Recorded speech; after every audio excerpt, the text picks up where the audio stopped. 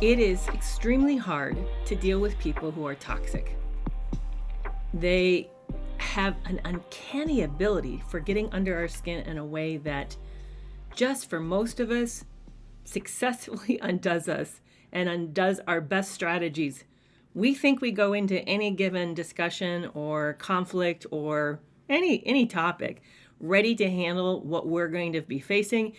And they somehow magically are able to flip it around and completely discombobulate us, throw us off our game, and usually make us feel like we're idiots. How are they able to do this so sophisticatedly? What can we do as a reasonable strategy to be able to come back? How do we protect ourselves better?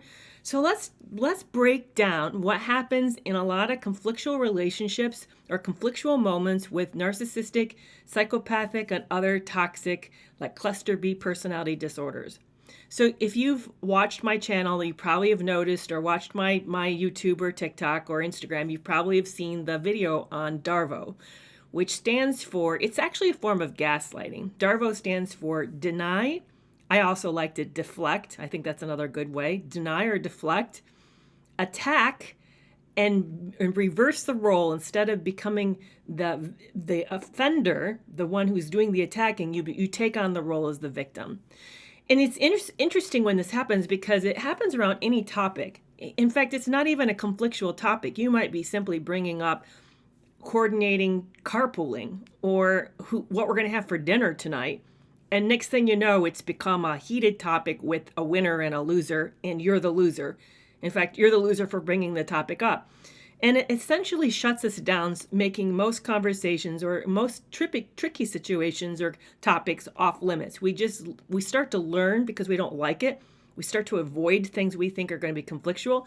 But what's awful about this is that it doesn't work because you don't know what's going to be conflictual. Maybe today it's carpooling and tomorrow it might be dinner, and maybe the week later it might be going out with friends. Who knows? So you can't ever successfully talk about or successfully bring these topics up because the issue keeps changing, which then throws us off guard and makes us even more shut down and even more careful, and we're walking on eggshells. And you know how all that goes. If you've been in a relationship like this, you know how you feel. You just start to want to avoid this person. So what's going on, and how can we work our way out of it? Because that's the tricky part, is getting your way out of it is super hard. They basically have set a trap. So let's talk about it. So this is a form of gaslighting. I don't know if you've realized it or not. It essentially is replacing whatever the topic is, your reality, your issue. They're replacing your issue with theirs. And they're also throwing you off. They're making the topic no longer the topic. They're making you the topic. So that's what really discombobulates us, because we're there with an agenda and we want resolution. And instead what happens is that we become the agenda, and we start to defend ourselves. Most of the time we assume that the point of any topic resolution, any conflict resolution, is to solve the problem. We want to have an outcome. If you bring up carpooling, you hope at the end of the discussion you have a plan about who's taking the kids when this week and who's picking them up and what's your schedule. You think there's going to be this resolution. But when it's with a toxic person, I use that term because it's just hard to say all the terminologies. When narcissistic, psychopathic, sociopathic, anybody who's kind of emotionally immature, when you are dealing with someone who's emotionally immature, they aren't about finding a resolution. They actually have an alternative agenda. And the alternative agenda is to offload their upsetness, the issues they may be feeling that morning. And who knows, it could be completely unrelated to you. It could be they just woke up in a bad space. It could be they looked at you and you look like you're about to have a good day and they got jealous of that and they wanted to bring it down because you look too good, you look too happy. It could be they're feeling upset about another issue with somebody else and they just decided they want to pass on the love and share the pain with you. And now they're now bringing it into this relationship in order to affect you and hurt you. So there's lots of reasons why people do. It could be just they're mean and they like to be mean and they just want to attack you because they like to hurt other people and they like to hurt you. So why they do this is for a lot of reasons, and often it's not even related to us. And there's our first downfall, is when it starts to happen, we think it's an issue between us and them, and we begin to try to work on it so that things get better between us and them. We try to figure out what's wrong and make it right so that we feel like we're on better footing with them. So the first thing to remember is when this happens to you, it's happening because of the individual who's doing it and their agenda and their problems and their worldview. It really has nothing to do with you. And the second thing is we end up assuming that most of us approach things logically, that you have an issue and then there's an outcome, and we're working to get from issue to outcome. But we fail to understand that for some people, it's the issue isn't the issue, and the outcome is to make you miserable. So when we start to see this happening, we need to recognize that they're having a different agenda than ours, and they're not intending to have any resolution with you. So we need to let go of our need to have resolution, let go of our drive, our goal, and realize that this is not a good time to have this discussion. Maybe we can't even have this discussion at all with this person. But for us to continue to pursue this like there's some logical end, there isn't any logical end. So what are you supposed to do when this happens? And this is the hardest part of all, because most of us go into relationships. I don't know if you're aware of Julie and John Gottman's work, the Gottman Institute. They are amazing. If you guys are not familiar with them, I highly recommend that you check them out. They have like 30 plus years of research looking at couples, conflict, and successful marriages versus unsuccessful marriage. I know I've talked about them before. And they have looked at what makes a marriage last, what makes a relationship last. And they've been able to predict it with over 90% reliability. And they've identified that there are 4 characteristics that show up that kind of predict the doom of your relationship, or at least that's going to be really, really tough. Well, one of the things that they've found is that we turn to each other for support. They call it emotional bids. And emotional bids come in a lot of different forms. It could be, I want you to pay attention when I'm talking about what happened in my day today. It could be that I'm really emotionally feeling bad and I wish you'd comfort me. It might be that I've been missing you and I'm kind of sexually interested in you and I hope that you are in me too. It simply could be as small as laughing at my joke or listening to something that I'm reading online and listening to that and having an investment. John gives a story about his wife, Julie. He noticed her combing her hair at a mirror and she had a sad expression on his face, and he had a long day and he was walking past her at the bathroom and saw her combing her hair, and he could tell she'd had something was wrong.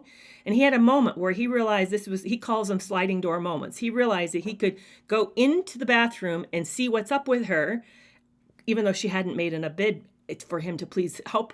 Or he could pass it on by and go to his room and then, retire for the evening and get ready for bed.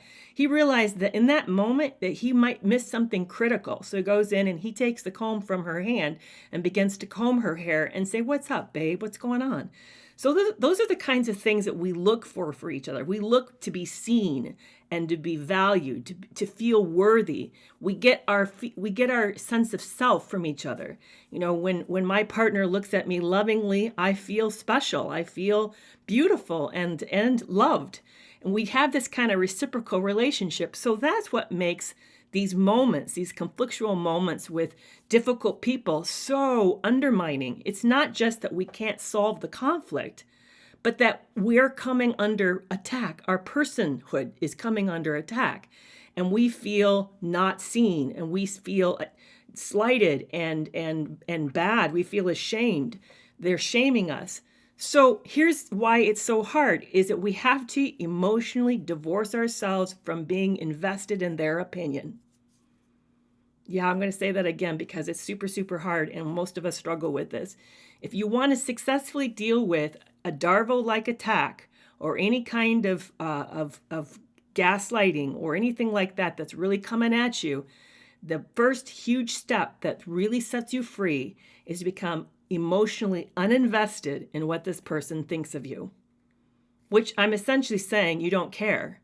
You're becoming apathetic and indifferent, which if this is a marriage that you're trying to hold together, that's not very good foundation. I'm telling you actually to undermine your foundation. But that's the only ways to succeed in this. So let's break it down. Let's go back to the carpooling example. You say, hey, we haven't figured out this week. I've got some after work appointments that I'm going to be a little late. Can we talk about carpooling? And then your partner attacks you. You always do this. You tell me at the last minute, how could you bring this up now? I can't believe this. You didn't plan better. What's your problem? So there's or they'll even say, I don't know what you're talking about. I don't know why you're bringing this up now. They'll do something that denies or deflects. And then they'll go on the attack of you, which I already gave an example of. They'll attack you maybe for the time that you're bringing it up, or that you didn't bring it up with enough timing for them, or that you always wait to the last minute, or why do you always have work after work, or something. They'll bring up something to make some other issue, and then they act like they're the ones who's being hurt, like you're putting a burden on them, or you never make it easy, or you don't appreciate how hard they work, or they'll do something that's like off the point, but they'll personalize it in some way that makes you feel really bad, like a shit. So what are you supposed to do? The first thing to do is not take what they're saying personally. You have to find some kind of emotional wall between you and them so that you protect yourself from what's being said, which means that you're not being invested in their feedback, in their opinion, in their support. And I'll tell you, when I was living with someone who's really, really toxic, this was super hard because I loved this person and I wanted them to have good thoughts about me. I wanted to be on their good side. I wanted them to see me as part of their team, that I had their back and that we were doing this together, that this was a joint venture. So for me, that brought up a lot of loss and I felt some grief, but I also felt injustice. It was unfair. What was being said was wrong and cruel and unfair because it felt like they didn't know me and I wanted to set the record straight. Now, that's where my hot buttons are, my triggers are. Maybe your triggers are something a little different. Maybe they really get you at your control. They'll have something that they'll attack you around. Like you always have to have it your way, or everything always has to be so perfect, or you always have to be the good mom or the good dad. They'll have something that they'll go after you around. I'm just using carpooling. Could be something else. Like you always have to have the house clean, or you always care about what people think about you. Whatever the issue is, they'll have their narrative of how they pigeonholed you because they're not really seeing you as a whole rich person who's complex, who does things for lots of different reasons. So that's the first thing they're going to do is they're going to attack some part of your image. And by the way, they're very accurate on this. They know you and they know what your hot buttons are and they know right where to push them. So they're going to make it sure that it hurts and it hurts good. And again, I'm thinking back at the far distant level. What's so sad about this is a person who's supposed to have your back. This is a person who's supposed to love you more than anyone ever has loved you, whether it's a parent or maybe one of your kids, or maybe it's a partner. I mean, we're talking people who have intimate relationships and know you like nobody ever else knows you. And then they're using that knowledge to go after you. That's a whole nother topic that we should talk about, is why we're in relationships where this kind of toxicity and damage and pain occurs, because it's awful and no one deserves that. So that's the first thing, is you have to know what your triggers are, and you have to get to a place where you don't allow your triggers to be pushed. And I'll tell you, that's a lot of hard work. It means you have to emotionally divest yourself from this person. And for me, that meant the relationship ending, because basically I wouldn't, I don't want to I don't want to have a relationship with someone who's that antagonistic and who treats everything that I do conflictually. I just don't. So that means for me, I'm moving towards an end of relationship if I'm having to be that careful with you. I know a lot of us stay, and we stay for a long time, and we put up with this. That would be another, big discussion about what happens here. But that's the first step. The second step is you ignore the attack. Have you heard of JADE? JADE, it's an acronym. You don't justify. You don't, what's the A stand for? You don't justify, attack, defend, or explain. You don't justify, attack, defend, or explain. So that's the second step. You don't defend or attack or do any of that. You don't talk, don't take on that issue. Whatever they have just made is the issue about you, don't take that issue on. The minute you've done that, you've lost. It's like a bear trap, and you put your foot in it when you start to take on, to address the attack on you. So don't address that at all. That's part number 2 that's super hard because, like I said, it feels unfair because they're very good at knowing what bothers you. And the third thing you do is you stay on topic. So you bring it back around. You say to them, well, you may have an issue with me. Let's talk about that another time. But we still have to figure out what we're going to do with carpooling. You swing it back to the issue and talk about carpooling. Now, some people will be able to successfully pick that up and finish the discussion. Others won't. You may find that your partner or your friend or colleague or whoever you're doing this with may walk out or may just get frustrated or may up the ante on another way. But some may go ahead and actually you may get a resolution. But that's your last ditch hope that something's going to kind of work out on that. But those are the practical steps of handling Darvo. And I know it's really tough. I think partly, I would love to know what you think is tough, and I haven't been able to read your comments, guys. I've been completely blind because I don't have my glasses on, but now I can see. But one of the things that you may find super tough about all of this is that your need to have someone work this through with you or to see you fairly, but you're going to have to know yourself to know why this really is upsetting you and triggering you so badly. That's where our vulnerability is with it. I know for me, here's one of my vulnerabilities. It catches me off guard. I don't expect it.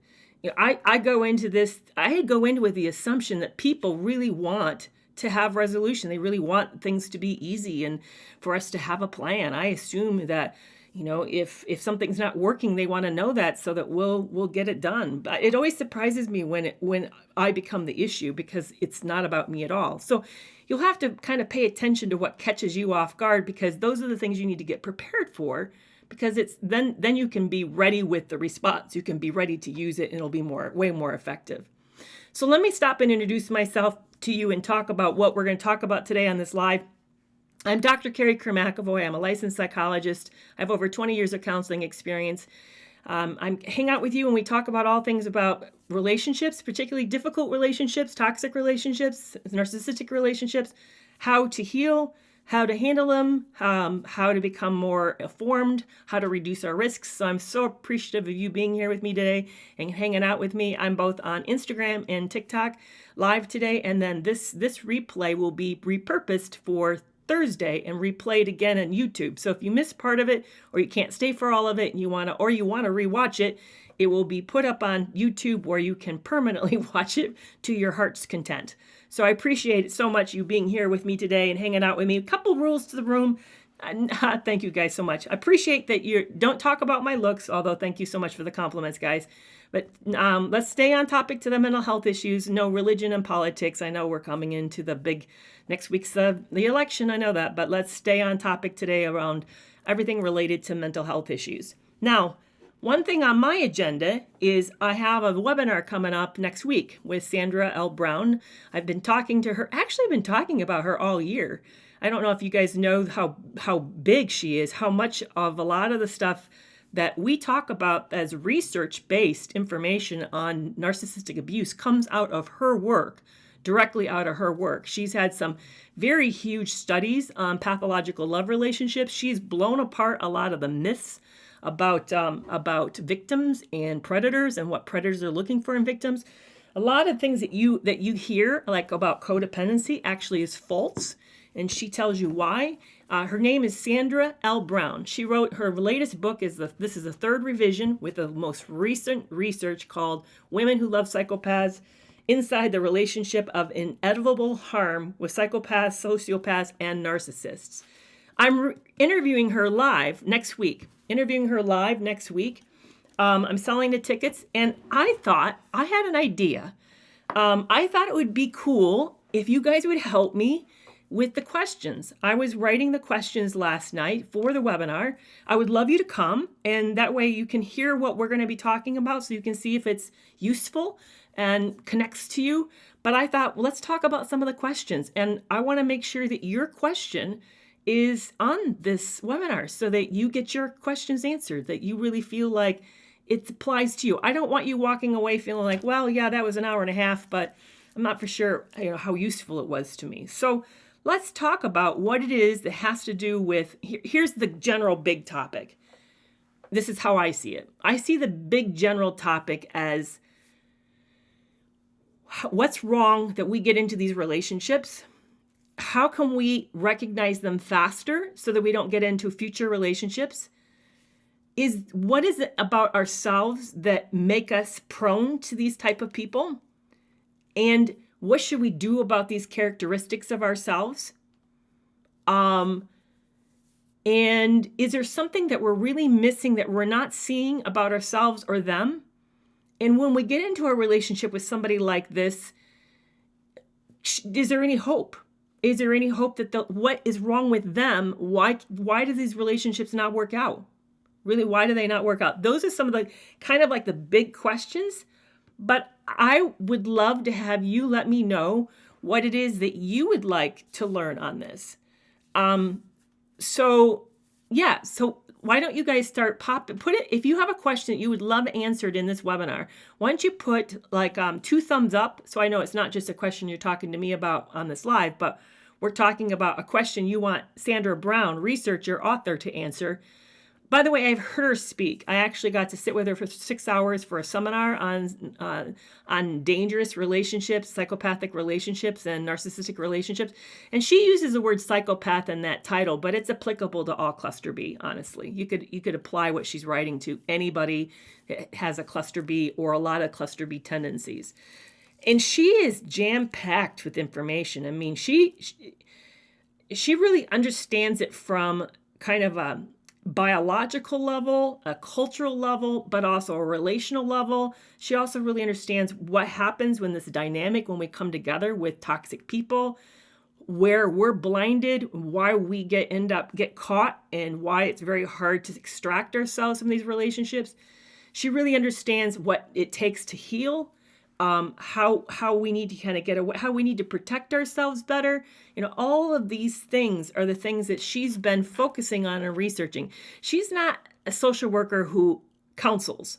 She's a social worker who is an advocate researcher. That's what she does. And she writes. She does that pretty much all the time. She's looking at these issues and trying to increase our awareness. I would liken her to, she's not Brene Brown, because Brene Brown focuses on vulnerability and authenticity. I would say Sandra Brown, though, has done a similar line of work, whereas, Brene Brown has spent her whole life researching how we can be our most authentic self. Sandra Brown has spent her whole life's work researching danger, what happens in dangerous relationships, and why do some of us get caught into these very difficult settings. So Omar would like to know, is it true everybody has narcissistic tendency? Yeah, that's one of the questions I have. So here's the questions I have.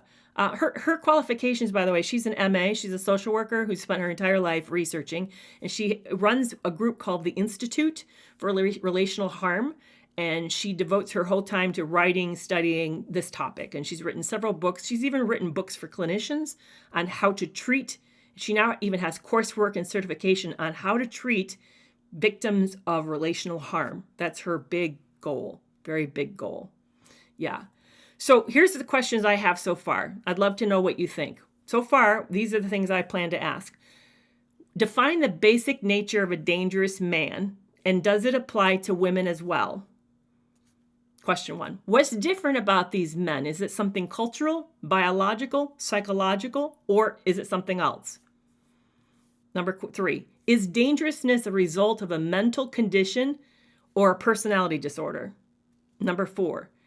What is a dangerous man's primary motivation for getting into a relationship? Number 5. Can dangerous people change? Why or why not? So that's all about the dangerousness, about their personality.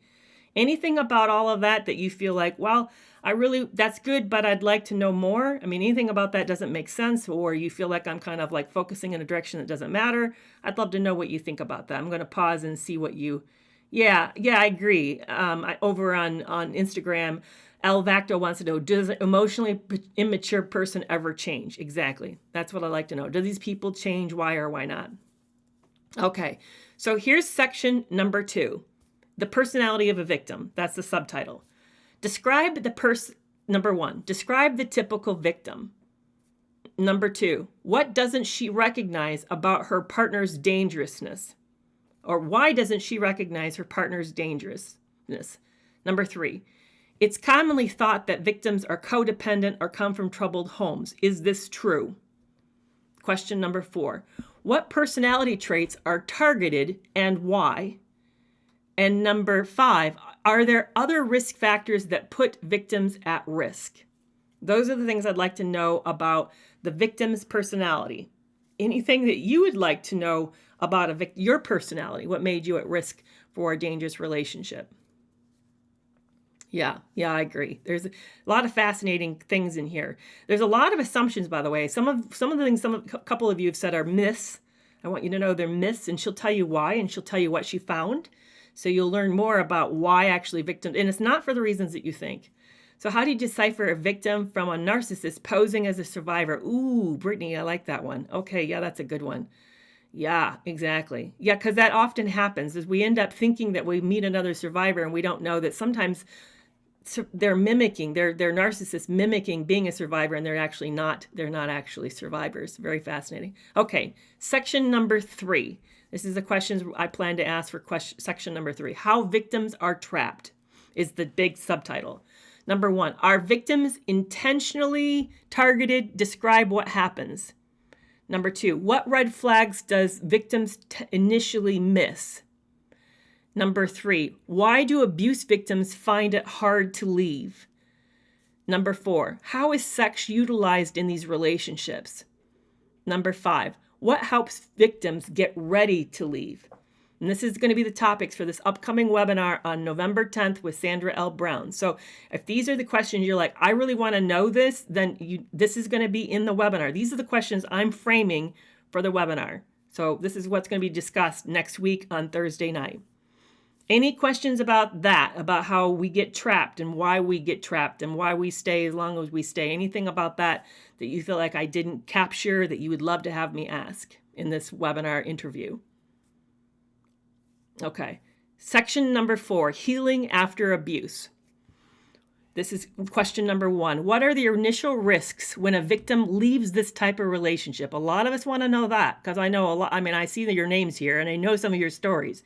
There's a lot of risks when you leave these toxic relationships. What risks should we plan for and how do we get ready for that? Question number 2, what steps or resources should victims take advantage of to reduce their exposure to their ex-partner? Because is there anything that we're not doing that we should be doing that I know because a lot of us want to know that. Number 3, is trusting our gut a good enough advice and why or why not? Question number 4, what skills do survivors need to prevent this from happening again? And number 5, how can survivors facilitate healing? What treatments or steps does Sandra Brown recommend that we should be taking? So that's section number 4 called Healing After Abuse that we're going to discuss in this webinar. Yeah, I love that question, Sly. Martial arts. Yeah, learn to defend ourselves. So the final section of the webinar is going to be called Reducing Our Risk. And question number 1 is, what needs to change regarding how we view abuse so that the most vulnerable is better protected? Number 2, how can women guard themselves better? Is there something we need to be doing more of or less of? Yeah. And number 3, why are victims so readily blamed for bad relationships? Where does the responsibility actually lie? Number 4, some say we're stigmatizing personality disorders. What is your opinion? I want to know what Sandra Brown thinks. Are we stigmatizing narcissists and psychopaths for talking about this topic? I mean, if any of you have been in my lives, you know that they frequently come in and ask me that. They ask me, the new question I get asked is, are we making too many diagnoses? I find that fascinating. And the last question is, what changes to the legal system need to be made that would protect victims better? So those are the questions I plan to be asking Sandra Brown next week in the live webinar. And I really hope that you come and hear what her answers are to these. And I know some of her answers are going to surprise you because like I said, she's been researching this. She actually works with psychopathic men. So she has done group therapy with them and spent a lot of time listening to their how they see the world, how they handle relationships, all of this stuff. It's very I found her super fascinating when I was sat with her in that seminar. And of course, her book, Why Women Who Love Psychopaths, which I wish she'd named it something else, to be honest with you. I struggle with the name. This is not a book I would have bought. I'll tell you why I wouldn't have bought it. Oops, upside down. I wouldn't have bought this book because I didn't consider myself somebody who married or loved a psychopath. To me, that feels like a shameful thing. Like there's something weak for me doing that. Maybe that's what's wrong with my title to my webinar. Maybe the title, like, how could I have fallen for a dangerous man? Maybe, I don't know. I'm not for sure the title captures it, which is why I'm really emphasizing the real science behind what happens to all of that. It's because it is about the science of it. It's the science of how these men attract people into the relationships, and why men is because of the 600 pathological love relationships. Majority of them were women in a relationship with a man, and the man was the abuser. Very few of them were men who were abused by women. Not that she didn't have a couple. She did have a couple, but most of those, it was really mostly by. But I wouldn't have identified, and I would have felt kind of like I was putting a neon sign on myself for carrying the book around, showing that I was reading it. But I'll tell you, I'm into the book. And plus, in addition to the seminar, I already did that. And it's rich. Her topics are over the top awesome. It is, you can tell she's researched this. She really knows this very, very, very well. And she sees it like a big puzzle piece. That's how she approaches it. She puts all these pieces together, and then you get this dynamic of this toxicity that really does the victim in. It really traps us. So I so hope that you come next week, Thursday, to this live webinar with Sandra L. Brown. It's called, again, How Could I Have Fallen for a Dangerous Man? And it's real science behind the victim's vulnerability in pathological love relationships. We're going to look at the real science behind it, the real research about it. I'm like, can't wait for this. I really can't wait for it. I'm so excited. So I'm going to turn it over. I've got about 20 minutes with you guys today still. Let's talk about whatever it is that you would like to talk about. And yeah, well, thank you, Megan. So Megan's been reading my book, Love You More. I appreciate that so much. Thank you so much for that. It was quite an adventure to write that story. It took me 3 years and 9 edits. It took me 9 edits, and it was, I have to say, it was a very healing experience to put it down. At first, I wanted to tattle, like, this person did this to me, and this is really, really awful, and I want everybody to know how awful this was, and it shouldn't have happened to me. It's like me finding my voice, But then as I got further along, and I really began to understand its role for victims, the fact that, first of all, we do feel so much shame for being victimized. Like, what's wrong with us? How could we? You should hear the questions I get asked. Like, what red flag I missed? Like, okay, you pathetic woman who's a psychologist who counseled for all these years, and you missed what?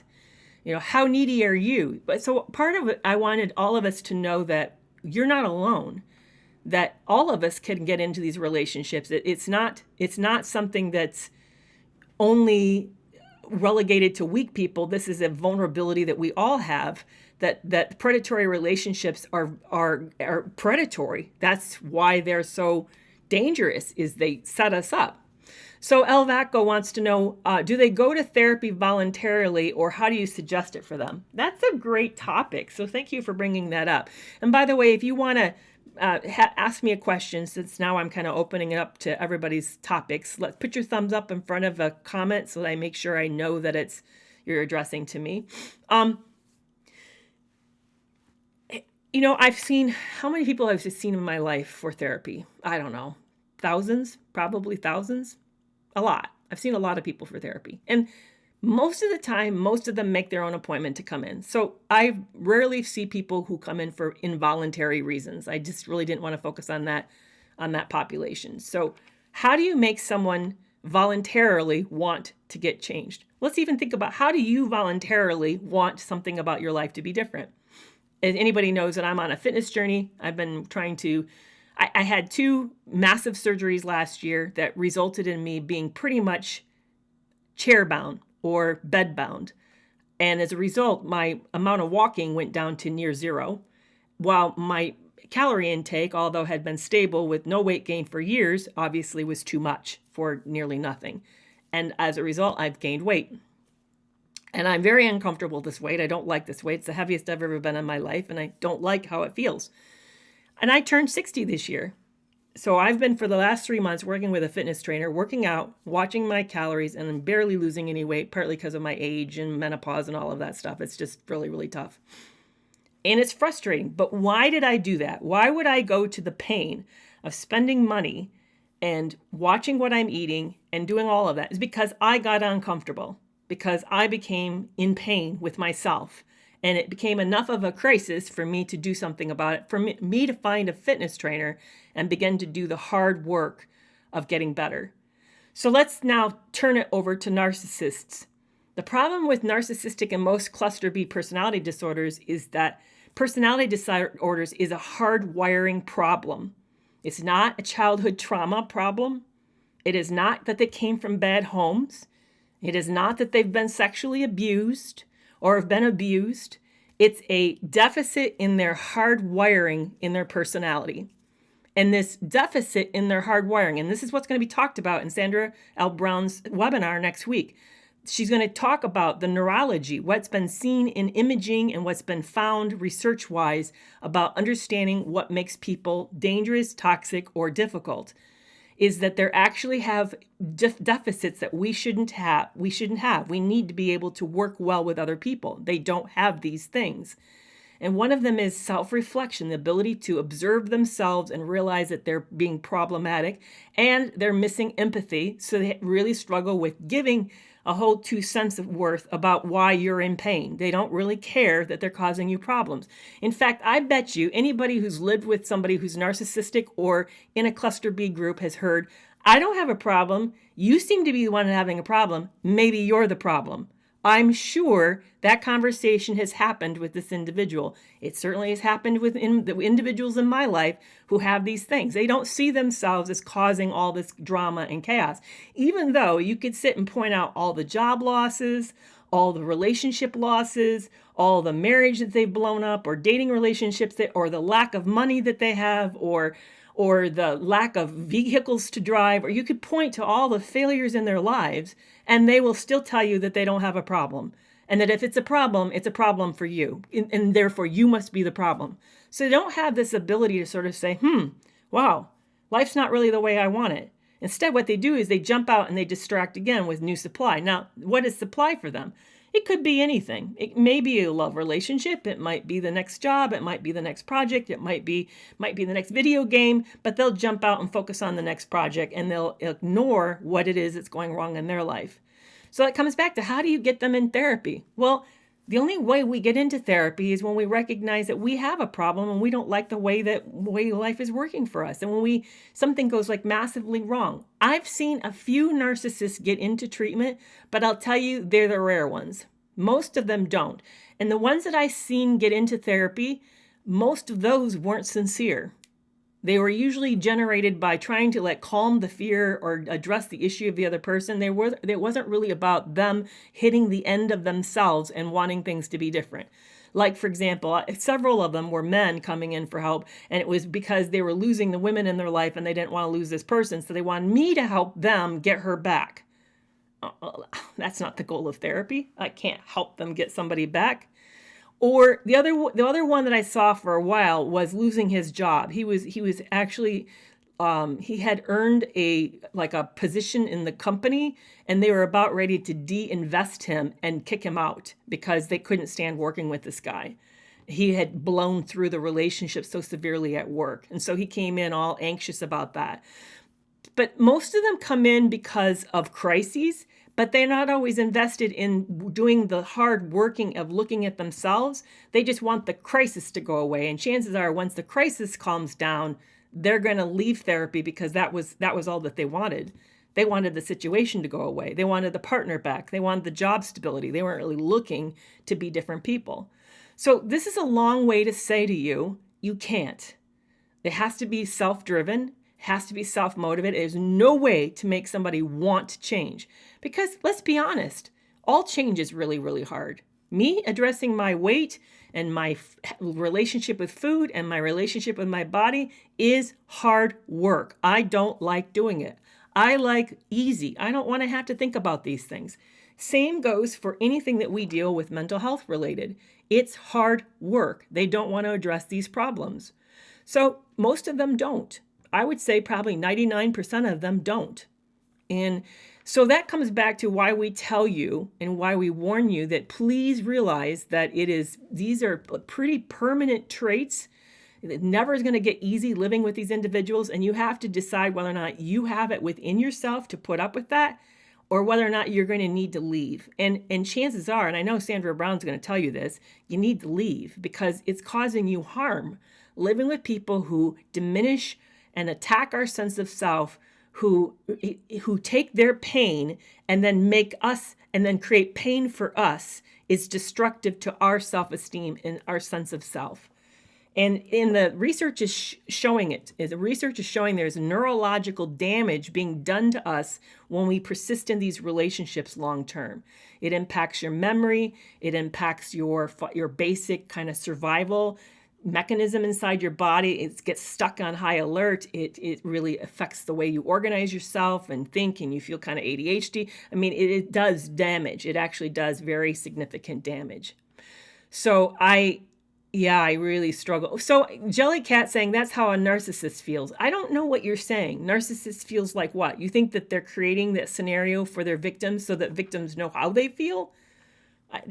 Which, by the way, that's still not kind. There's days that I have terrible back pain. I mean, like horrific back pain. I don't go out and hurt people and take a bat to their bat in order to give them a sense of what it feels like to be me.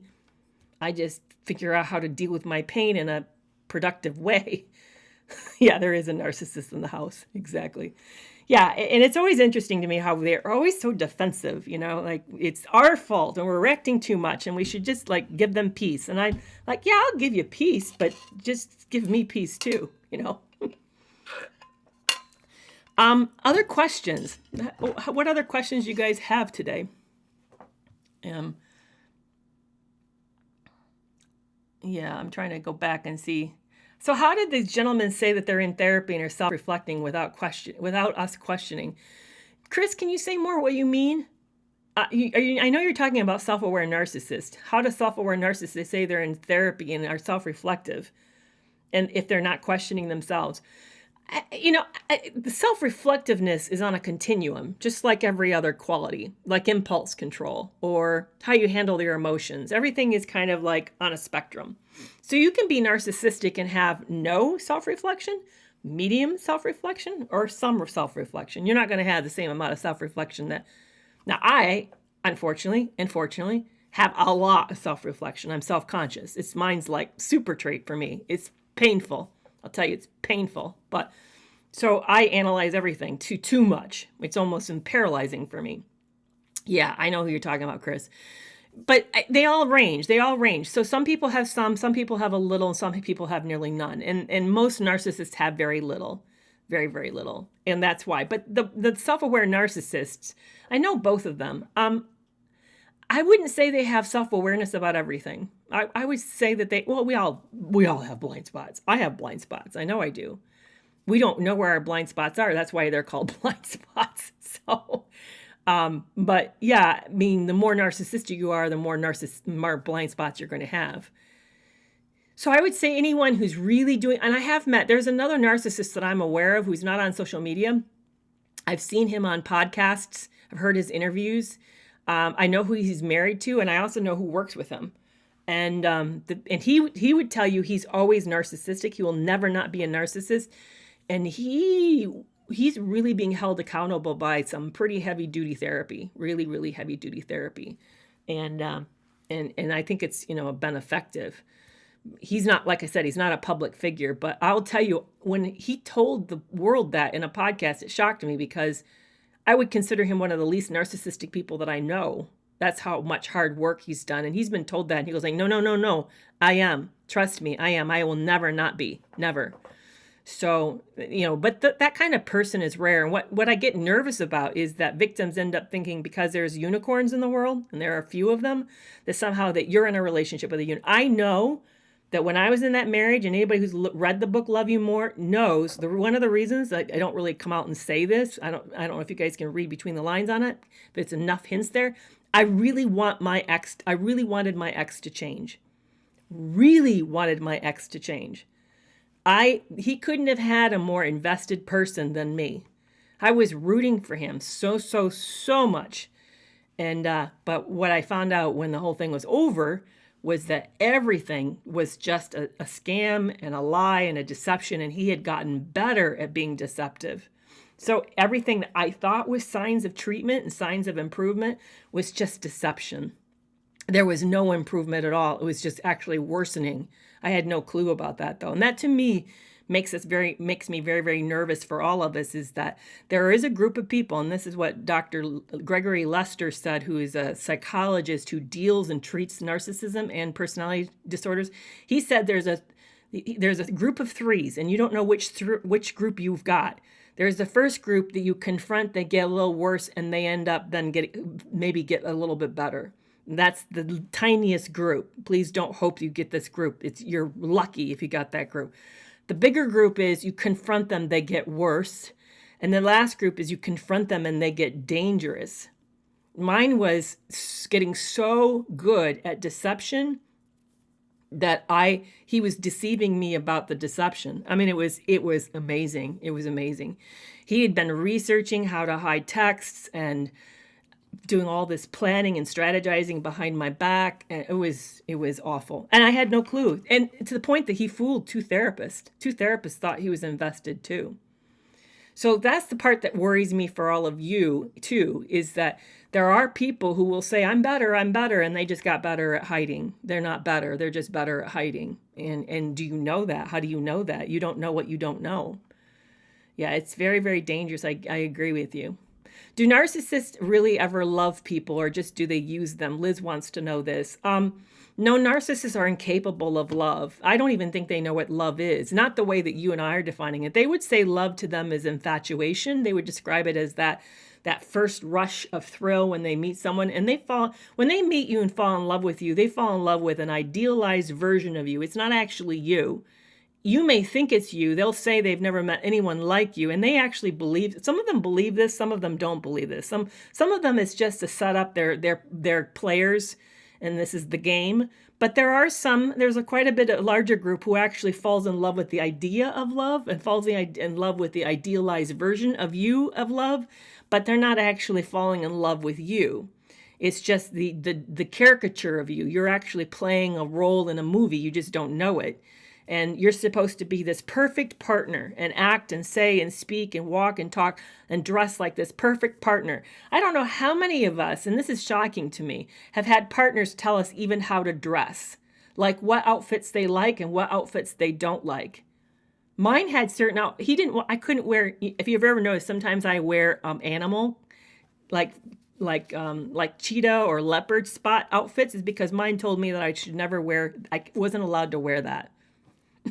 So now I go out and purposely wear it because it's like my big, fuck you to him. Yeah, so, they have this caricature. And, yeah, animal prints, exactly. I wasn't allowed to wear animal prints. Oh, how weird is that? And then, the other thing now I'm on telling you tales. So the other thing mine would do is when he would go look for clothes for me, he would look for the ugliest clothes that, don't work with my body type or my figure. It would make me look dumpy. And he would want me to get that. And I would always no, I'm not buying that. No. It was weird. It was weird. So, yeah. So they want you to be this idealized version of yourself. And the problem is, in fact, I just saw I'm on dating app again. And somebody says, I allow my woman. And I'm like, what? I'm like, swipe left. I allow my woman. No, There's no allowing in my world. But once you break the mold, once you stop being the ideal, you in some way you show up as yourself, like you express an opinion, or you go against something that they want, or you just don't have the energy that they think that you should have. Somehow you show up in a real way, and that starts the disillusionment phase. Suddenly, it's like, Lee has talked about in mental illness, how he actually said it's like a switch gets flipped. And once that switch is flipped, you can never switch it back. And they no longer see you the same way, and you're now in the disillusionment stage where now they become to feel contemptuous towards you, and they start to get disgusted by you, and all of this stuff. You can't do things right, and they start to criticize you and attack you and wear you down, and they pick at you because you're no longer that perfect person. And you don't know what happened. You went from feel like you sat on the highest pedestal and you're the amazing person and they've never met anyone like you. And now all of a sudden you feel like you're the dog crap on the bottom of their shoe. They can't wait to scrape off. That's that switch. And the switch is this. You never changed. You were always you.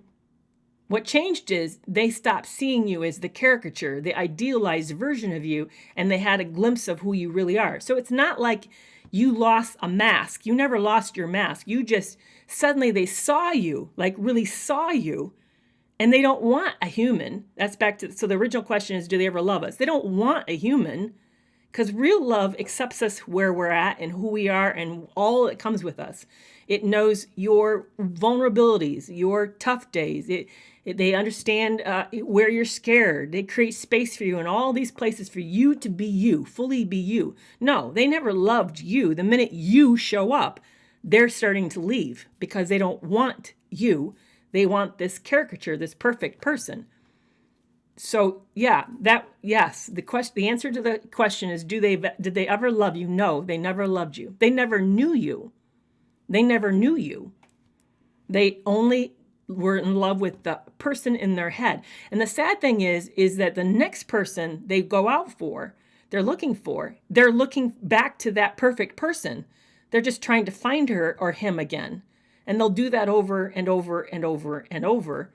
And the sad part is that person doesn't exist. It's a fantasy. There is no such person. It's a fantasy. Yeah, Omar, the fact that you're even trying to figure this out, to me, suggests right off the bat, you're not narcissistic. Narcissists don't come in here and, they usually are defensive for one. They can't listen to this without being very triggered and very bothered and feeling attacked. So they go after the speaker, me usually, or they'll go after other people here in this space. The fact that you're trying to assess yourself against this, that says to me you're not narcissistic. Maybe you have a few things that are a little narcissistic, like we all do, but you can't be that high on the spectrum for you fretting about this. That to me already says there's something very, very mature about you, because here's the paradox. This is the paradox, and I know I need to wrap it up. The paradox is this. Mature people are aware of their imperfections and are okay with it. They don't always like it and they feel uncomfortable, but they're willing to go get help and they're willing to take a look at it. So maturity isn't about having it all together. That's not it.